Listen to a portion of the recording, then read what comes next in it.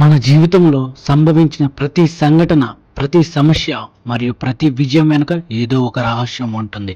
ఆ రహస్యాన్ని అర్థం చేసుకోవాలంటే మనం మన నుదిటి రాత గురించి తెలుసుకోవాలి. ఇది మార్చుకోవచ్చు, యంత్రాల ద్వారా దాన్ని ప్రభావిత చేయవచ్చు. ఈరోజే ఈ అద్భుతమైన ప్రశ్నకు జవాబు తెలుసుకుందాం.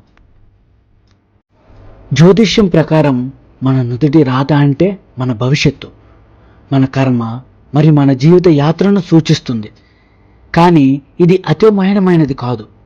యంత్రాలు, దైనం మరియు ఆధ్యాత్మిక సాధనాల ద్వారా మన కర్మను ప్రభావితం చేయడం సాధ్యం. మంత్రాలు అనేవి శక్తివంతమైన శబ్దాల సంయోజన. ఇవి మన మనసు మరియు ఆత్మను శబ్దం చేస్తాయి.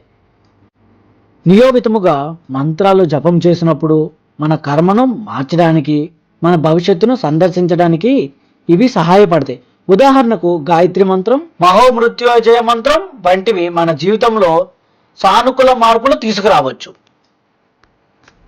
మంత్రశక్తిని నమ్మిన వారు వారి జీవితంలో అద్భుతమైన మార్పును చూస్తారు. ఇది కేవలం ఆధ్యాత్మిక విషయం మాత్రమే కాదు, ఇది శాస్త్రంగా కూడా నిరూపించబడినది.